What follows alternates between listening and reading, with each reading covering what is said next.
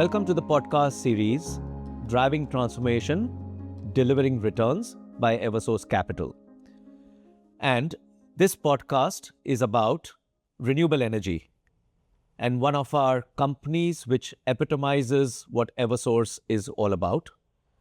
There are two people here, Prasanna, our MD and COO, and Nitin, our CEO of Radiance Renewables, the two best people to have this discussion. The only difference, I would say, gentlemen, from the regular discussions we've had is this time we are having it with our mics on. Yeah, so which means we behave better. Well, you can speak for yourself, Nitin. I'm going to be exactly the way I am, structured chaos with purposeful outcomes. Wonderful. Great start.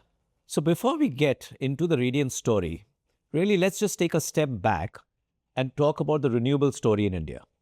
You know, the story for renewables has been now evolving over the last decade, a little bit or more than a decade or so.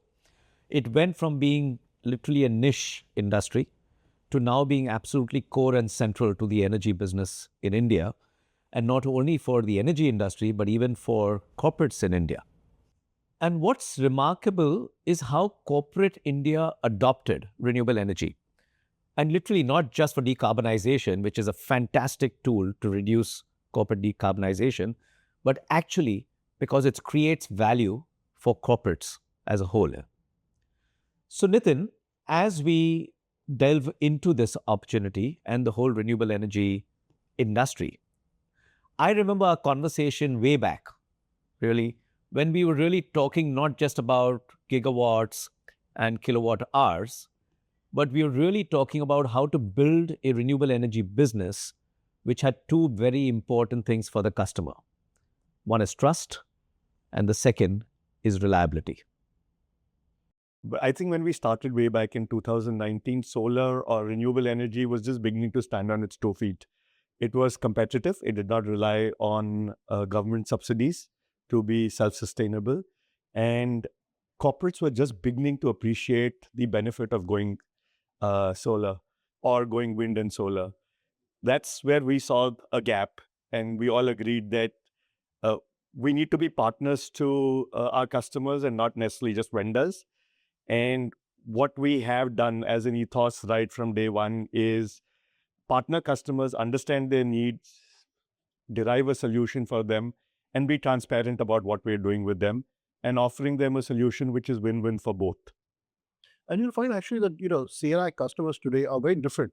They're thinking long-term, they're thinking sustainability, they want outcomes, and they also want to work with reliable partners who can deliver the solution to them. So fast forward to today, Radiance has gone from a mere startup to a company with over 2 gigawatts of operational under construction and under development projects. And the most interesting part of what I think Radiance epitomizes is really the very strong focus on environmental and safety, even before we have essentially started work on any project. You're right. When we started way back in 2019, the aim was to be able to achieve, say, about 20, 30 megawatts a year. Today, we are discussing anything between 500 and 700 megawatts a year. So we've obviously evolved as a company to meet what our customers want of us and deliver projects to them within the timelines that's expected of us. And I think what I love is that, the scale hasn't diminished the focus on the operational excellence, the technical rigor, as well as the deep focus on execution. And all of this working very closely within the entire ecosystem of our customers, the community, and then, of course, delivering returns to our investors. That's right. I think we have three broad pillars in Radiance. One, of course, is making returns for our investors. The second continues to be ESG, and third, HSE. Our focus has always been give returns, but they have to be responsible to the community you work in, and ensuring the people who work for us have the highest standard of safety available to them. Each state is different. We've gone into multiple states now. I think we are operating on the open access side in about 6 states, and each state has its own challenge. But the one thing we ensure in all of these is that we continue to focus on giving the returns, ensuring the environment is protected, as well as the people who work for us continue to have the highest standard of safety. So moving ahead, it's important that we note how Radiance has gone from being really in renewable energy, producer to really providing an energy ecosystem to clients. Well, you're absolutely right, Dhanpal. And I think what we've now seen in the market is the way Radiance has positioned itself as a one-stop renewable energy solution provider to its customers. So whether a customer wants something from its roof or from the grid, Radiance has a solution that fits the customer's requirements across all different states that they operate in. That's right. I think when we started in 2019, we were focused on rooftops. Today, we're largely an open access driven company. And we've also moved from just being a state level open access company to a central utility scale open access company. So, what we're trying to do is bring in the best, provide the best solution to our customers. We're also evolving with time. When we started, we were looking to displace 30% of the power that the customers really from with green energy. Today, we are discussing to displace about 65, 70% of the power that the customer requires. We are evolving the solutions we provide. So from being a pure solar player, we are now looking at solar and BESS, which gives them more These are certainty battery of power. energy systems. That's a battery energy system, that's correct, which gives them certainty of power, which gives them longer hours of power. So you're charging with solar and displacing that power in the evening. And we're also looking at seeing how best we can use technology to enhance the solutioning, whether it is for safety, whether it is for operating our plants. We have constantly brought in AI into O&M at our plants, which we are seeing the benefits of. Today, we're able to produce more with the given sunlight that we get. And what we're doing is ensuring that the customer gets certainty of power at a very competitive rate, and while we meet all the ESG requirements that we are committed to and what our customers expect of us. And again, I can't emphasize this point more often, that scale hasn't taken away from that sharp focus on execution and safety, right?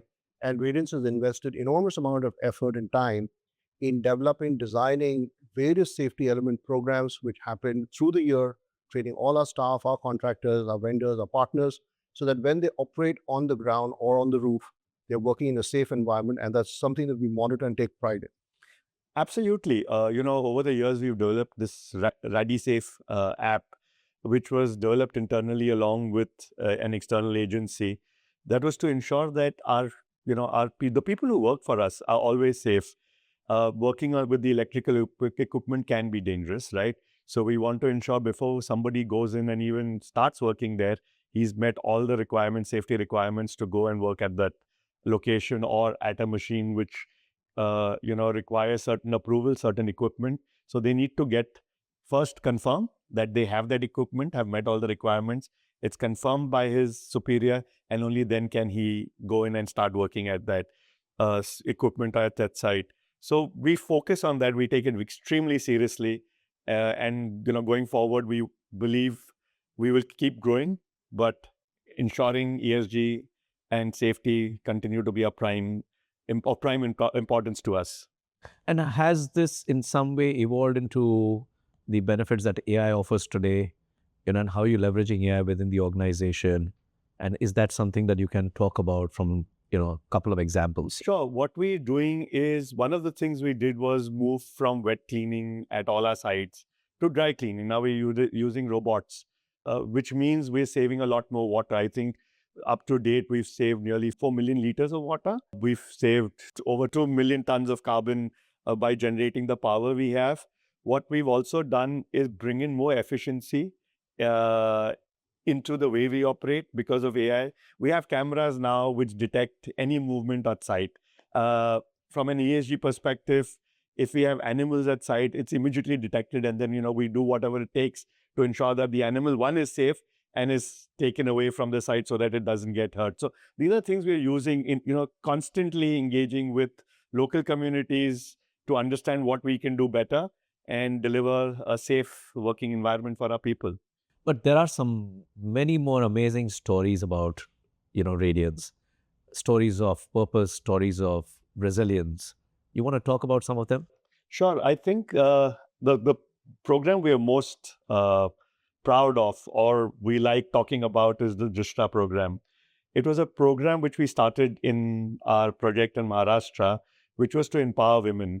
We are an ESG focused company, right? And we kept brainstorming as to what is it that we can do different that would improve the livelihoods of or improve just the standard of living for people around us. And we focused on the women who live around our projects. The idea was to train them, make them independent, give them financial literacy, and bring confidence to them. And I'm really happy to say that over the last 2 years, we have 180 women who are part of this Distra program. We expect to make it 500 over the next 3 years. We also have increased their monthly revenue 2.2 times during this period. There's a lot more confidence in the women that have been trained by us to the extent that they take independent financial decisions, which they were not able to do before this program came in. So in my mind, that is one of our biggest achievements. And I think another thing that we did very uniquely, right, was in the early days, people used to go and buy land. And what we realized was that another way to sort of empower the farmers is to actually lease the land, right? Thereby giving them the lease rentals on an annual basis for the next 25 years. So we meeting our purpose, we're creating a sense of community and developing the area around that project site, but also the land continues to belong to the farmer. And I think that has been a big game changer in the way people view us and see us when we actually go and try and develop a project. So they're real partners in progress. Real partners. Absolutely. Because they continue to have an interest in this business for the long term. Absolutely. Another area I want to touch upon is really very, very interesting what you're doing at Radiance is how you've developed your internal culture. That's something that I think, again, from an Eversource perspective, kind of epitomizes how we look to essentially, incubate, groom, and develop our businesses. You're right. I think the people who work for Radiance are the biggest asset that we have. And what we've tried to do over the years at Radiance is ensure that they feel motivated, they feel a part of the family rather than just a job. They're there for a purpose, not just for salaries. And, we've had the Great Place to Work surveys done last couple of years, and we've come up really high on both of them. And we continue to inculcate that culture amongst people who keep joining. The people of Radiance are the most important asset, and we continue to imbibe that in all the people who work for Radiance. And I think the point that you made, right, about purpose, that's really true. I mean, if you walk into the Radiance office, you'll find that everyone who works there isn't just looking at it as another job. They're really there because they care, right? And we've had employees or team members who've been there for several years, working with us as true partners through the ups and the downs, through the various cycles that we've had over the last few years in actually making the company what it is. And as Nitin said, they're truly the real assets of the company. So Nitin, where does Radiance go from here? So we're, aiming to be a 2 gigawatt company in the next 2 years. We want to be able to achieve the net, the government's net zero by 2070. We want to play a very important role in achieving that. And we're well placed to be there. Yeah, and Dhanpal, as you're aware, Radiance has just had a massive vote of confidence in its business.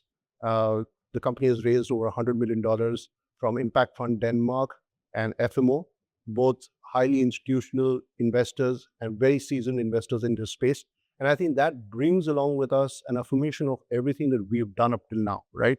The team building, the ecosystem, the fact that we've built this company to the scale and have now raised this capital just places upon us not just the trust, but also additional responsibility to continue this journey going forward. Absolutely. And it also brings more responsibility, right? Now I have to deal with 3 investors rather than 1. But as Prasanna said, it's... With 3 partners. 3 partners, yes, absolutely, stand corrected. It's a great vote of confidence for what we've been doing. These are institutional investors who are highly focused on all the 3 parameters we've been speaking about. And it just reiterates that we've done something right to have them as our partners. As we grow to be a 2 gigawatt company, we continue to evolve. We want to keep offering solutions, change with time, keep offering solutions which make sense for our customers.